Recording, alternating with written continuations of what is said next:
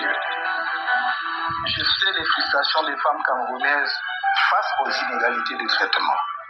Elles sont aussi bien formées que leurs congénères masculins, souvent très compétentes sur le plan professionnel, mais perçoivent parfois des rémunérations inférieures à celles de leurs collègues hommes, et bien souvent ne reçoivent pas la promotion qu'elles méritent si elles n'acceptent pas des compromissions dégradantes, voire traumatisantes.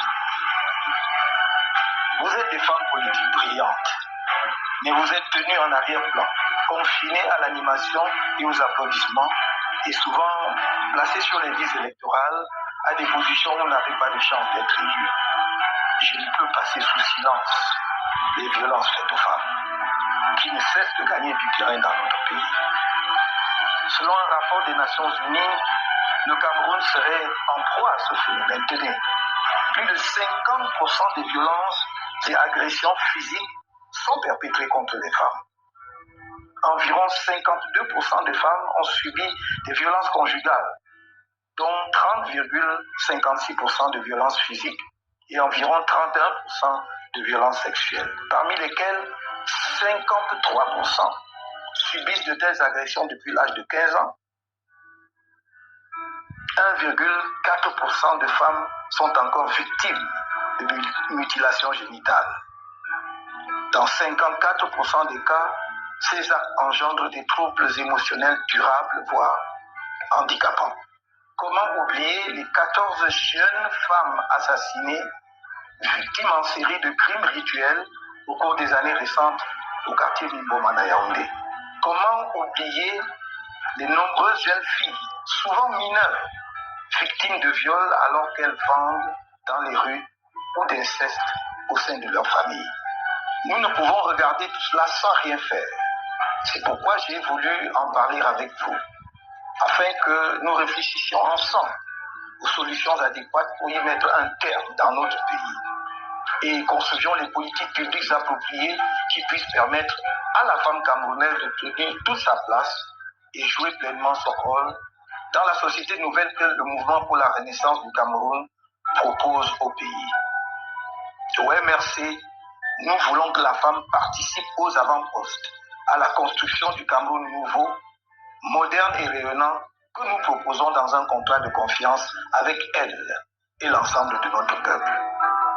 Il ne s'agit pas de faire je ne sais quelle faveur à la femme camerounaise qui n'en a pas besoin, mais de redresser une situation absurde d'infériorisation où elle est encore largement maintenue. Car se priver de l'intelligence et de la force contributive de 51% de la population, c'est condamner sûrement notre pays à la stagnation, si ce n'est à la régression. Par comparaison, on constate une accélération du développement des nations occidentales, à partir du moment où les femmes ont commencé à recouvrer la plénitude de leurs droits à la fin du 19e siècle et au début du 20e siècle. Nombre de pays d'Asie ont emboîté le pas de manière fulgurante sur ce chemin de développement parce qu'ils ont valorisé depuis des décennies le statut de leurs femmes au travail.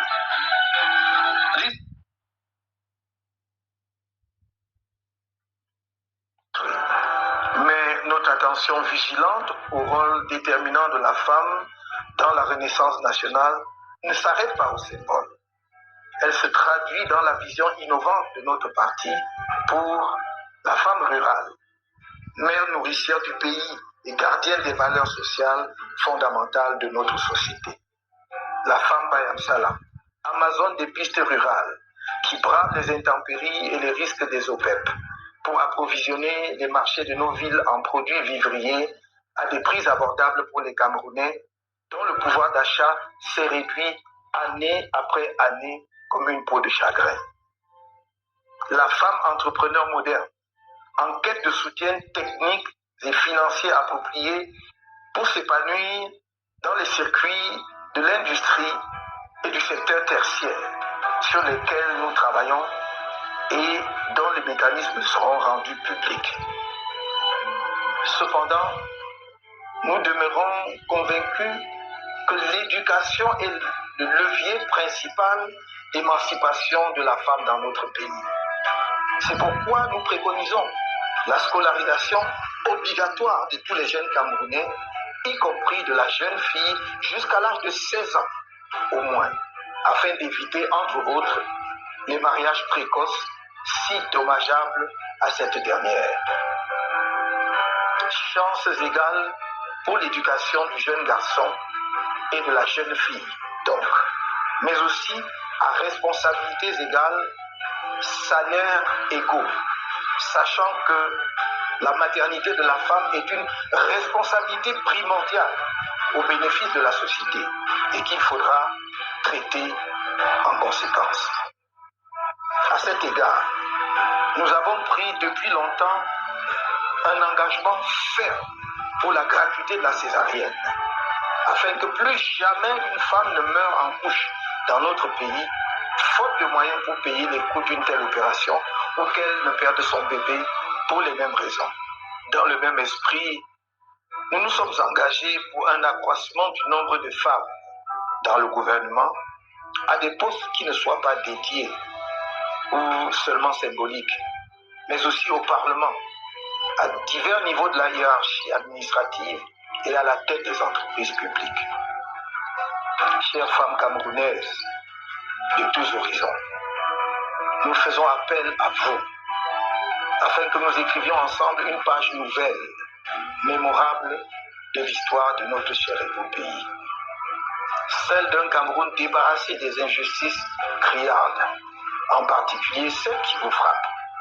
D'un pays débarrassé de la gangrène de la corruption, du népotisme, où les efforts de chacun sont récompensés à la hauteur de ses mérites, sans considération de ses origines tribales, sans discrimination entre anglophones et francophones.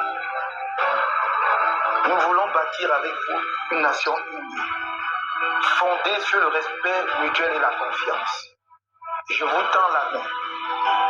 Donnez-moi la vôtre, pour que, par les urnes et dans la paix, nous réalisions en cette année 2018 le changement dont le Cameroun a besoin et que réclament tous ses enfants de toutes les origines et de toutes les sensibilités politiques. Je vous